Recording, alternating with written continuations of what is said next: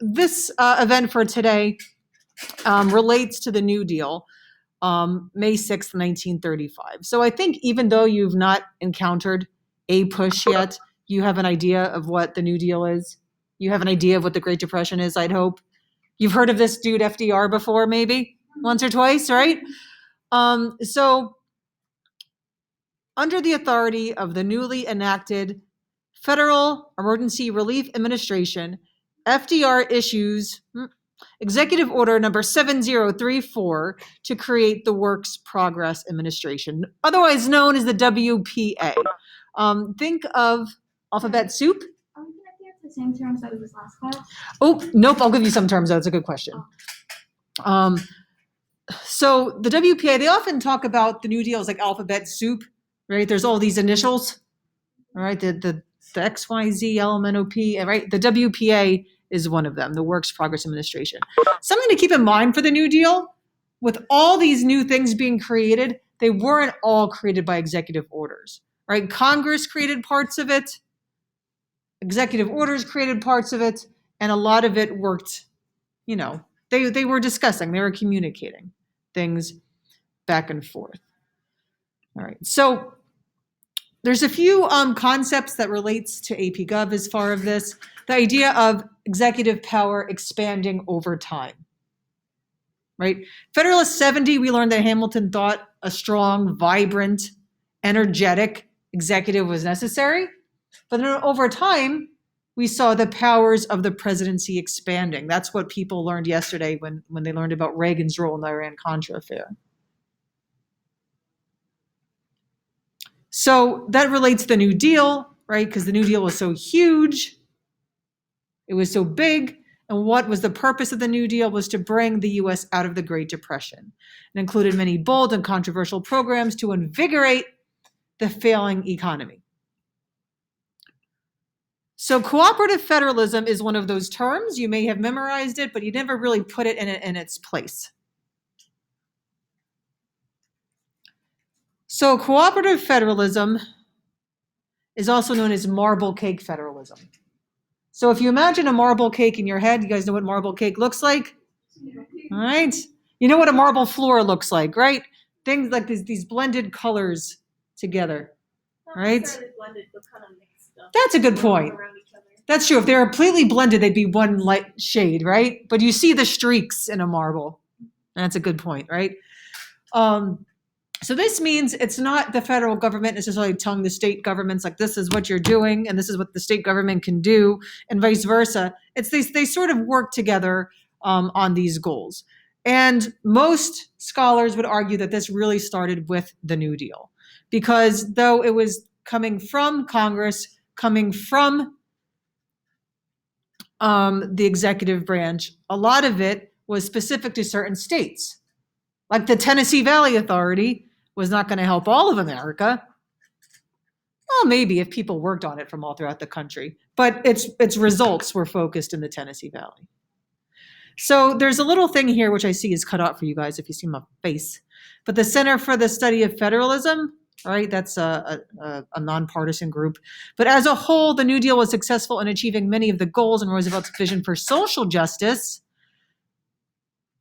Okay, that it was very transformative, that it was an example of cooperative federalism because it replaced dual federalism.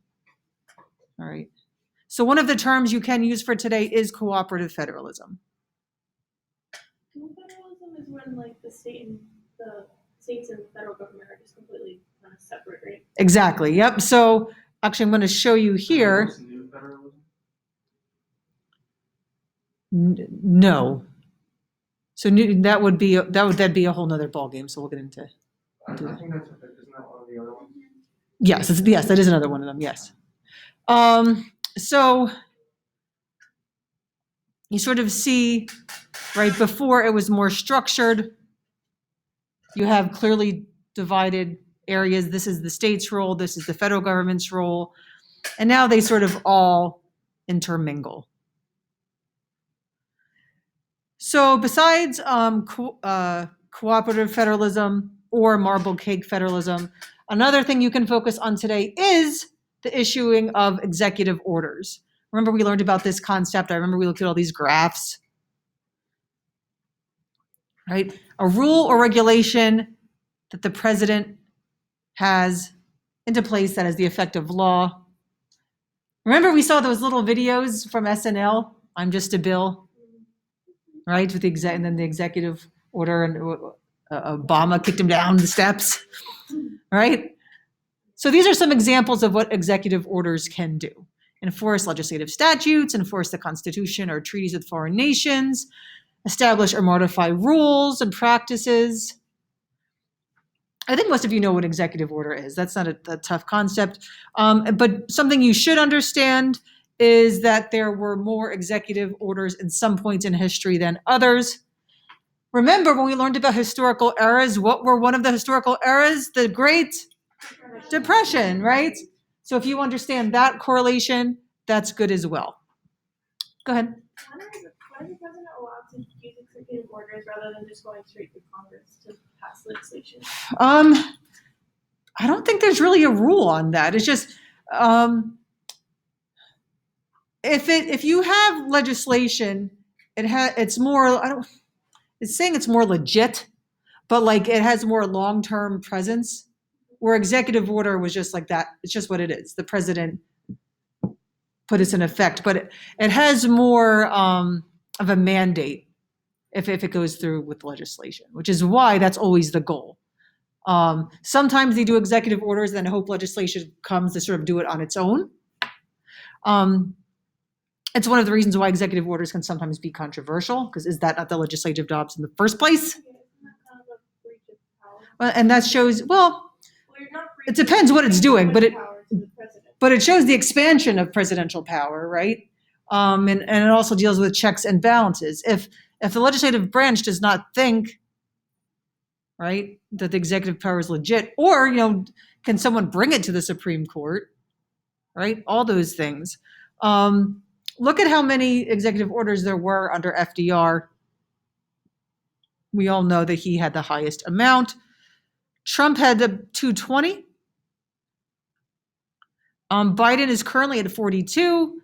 That could change by the day. So, if you're looking at this next week, that may have changed. A whole bunch of those were in like the first 2-3 days. Yes. Yep. A bunch at once. And remember, we looked at that graph also that there seems to always be a lot of executive orders when it's a change of party, right? So once the president of a new party comes, they sort of, right? What was a lot of Biden's executive orders?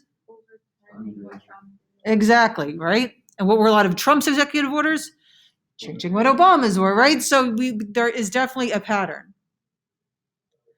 Okay, so we went over this a lot this year, so it's probably more than some other things. So just, a review of yourself of executive orders, when they've been used more than other times, how that connects to historical era, what an executive order is, and cooperative federalism. We'll go over the other federalisms, but this is how it related to this content, so I wanted to go over that.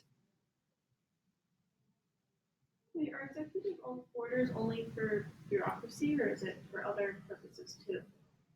What do you mean by for other purposes? Like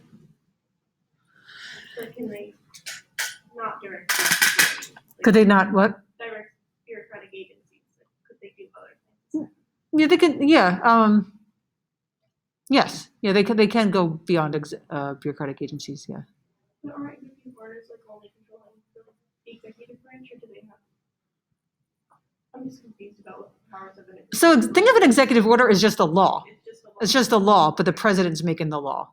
Okay. Instead of laws that we typically learn should come from Congress, So right? Where the president calls for overturning that law. Yeah, obviously. Right. If Congress makes a law, a president can't just say, "I'm making an executive order to undo the law," right? Well, no, I'm saying But a president could sort of make a law if he thinks it's going to take a while for Congress to do it, right? So yeah, does this violate some of the checks that, like some of the things we learned about? Maybe it does.